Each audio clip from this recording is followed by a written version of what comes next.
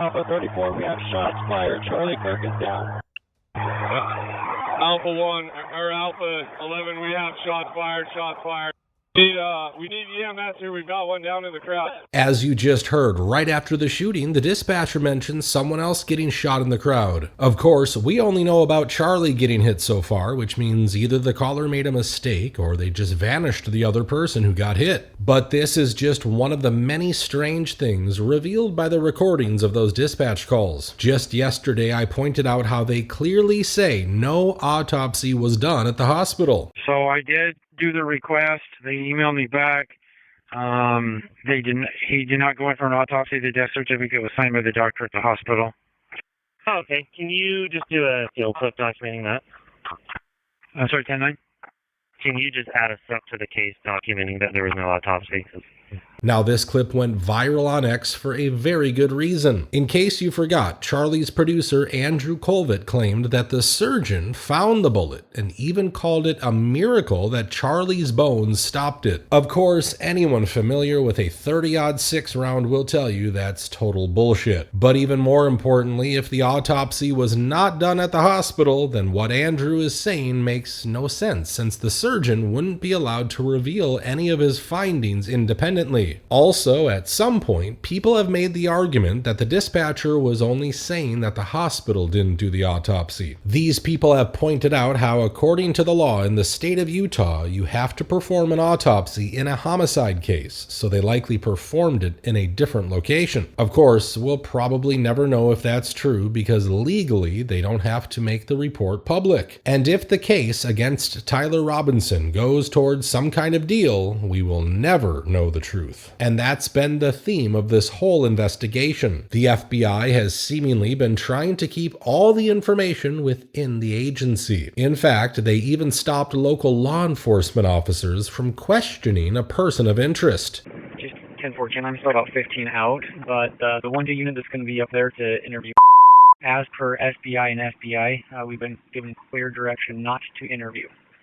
Confirming negative interview until they get there. Now, you might say this is standard FBI protocol to ensure the investigation is airtight, but they have not followed any of these standard protocols in this investigation so far. People like George Zinn were questioned and even cleared of suspicion by the local law enforcement. Of course, that guy was also apprehended by the same officers when they found incriminating evidence on his phone, which he handed over to them without any hesitation. So why not just let these local detectives talk to this new person of interest as well? Also, they won't release the autopsy report, and yet they immediately released information about Tyler's roommate, even though this could have put their main witness in a life-threatening situation. They even released those insane texts without any hesitation. And of course, we cannot forget how they did not even question many of the people who took videos of the entire incident. So before you start talking about protocols, I suggest you take a look at how ridiculous this whole investigation has been so far. I mean, there were FBI agents taking photos and videos of all kinds of evidence, and yet when they found the rifle, they didn't take any photos of where it was found.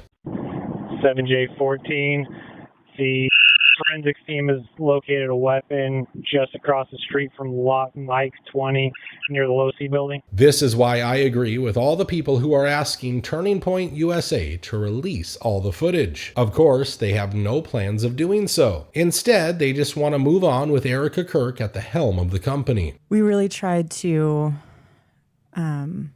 discern properly how to go about the next few stages and steps of everything, and we've been very intentional in a way that always keeps Charlie first and his dreams alive and his legacy going.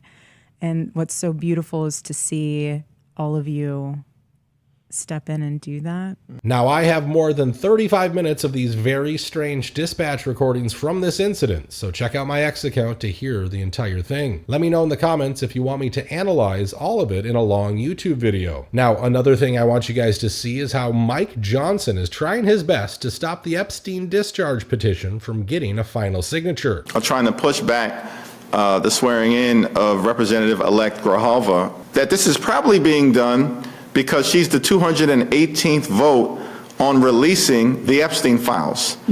Look, any other day I would say these Democrats are just crying for no reason, but this time they are on to something. Representative Grijalva has vowed to sign that petition as soon as she gets sworn in, which will, by law, force a vote on the release of all Epstein documents in the House. Now, let me show you what Speaker Johnson has said about that. People are talking about is she'll be the next or the final vote for the 218 to release more of the Epstein files. Your thoughts on that and some of the topics surrounding that? Well, their discharge petition is a completely moot point now. I mean, the House Oversight Committee is doing the investigation. That's the committee that has jurisdiction to do this. And they've had the Department of Justice, who's been totally compliant with the subpoenas that have issued. Literally every page of document that is received is being released almost immediately in record time. In real time on the internet. Look, I've already told you how the Oversight Committee has done a terrible job of releasing that information. They're more interested in fake UFOs, so I don't think they're ever going to release any useful information about this horrifying case of child trafficking. Now, under usual circumstances, Representative Grijalva would have joined the House this Monday, but the GOP leaders have canceled those days, which means she won't be able to sign the petition until October 7th. And that should make all of us mad as hell because we've been stonewalled enough already. We've been lied to and betrayed on this issue by both parties. So now we have a chance to get the truth, and once again, these lawmakers are betraying us in broad daylight. You know, held in the hands of the DOJ leaders under the last administration, the Biden-Harris administration. And we all know how crooked and corrupt so many of those top officials were, how they engaged in lawfare against President Trump. And he has a concern, and I do as well, that things could have been doctored in those records. So that's part of the concern. It's disgusting, and these people have no right to praise Charlie Kirk because they're doing exactly the opposite of what he advocated for. Breaking news, everybody. President Donald Trump has now authorized the Attorney General of the United States, Pam Bondi, to, quote, produce any and all pertinent grand jury testimony in the Epstein case. This is massive. This is something that we've been talking about for quite some time. And really a power to the grassroots. And thank you, President Trump, for listening to the American people. Let's keep our eyes closely on the story. I think the DOJ should immediately move to unseal all the Epstein documents in the Southern District of New York. Yeah.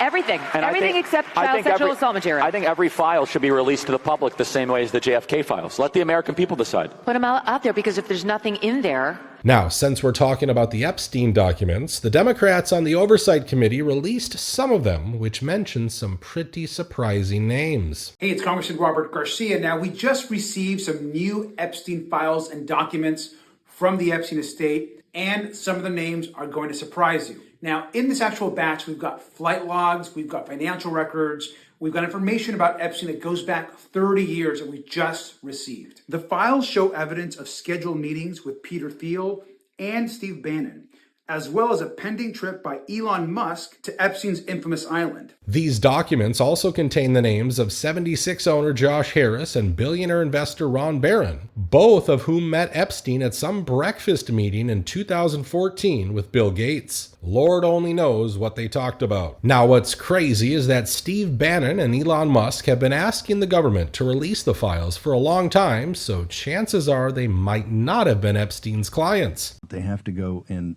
demand, they have to go to the court and demand and unseal the sealed evidence in Epstein. It starts there. Then bundle everything together you got, sealed and unsealed, and release it all. However, the same cannot be said about these other billionaires, and that's why it shocks me that we have Bill Gates sitting next to our president and Peter Thiel signing multi-billion-dollar contracts with the Department of Defense. If that doesn't show you how the entire system is compromised, I don't know what else will, and that's why we absolutely need to see the rest of the files. Now, let me know what you guys think about all of this. Do you think Elon ever visited the island? Share your thoughts in the comments down below. If you haven't subscribed to the channel, please do so now, and I'll catch you on the next video.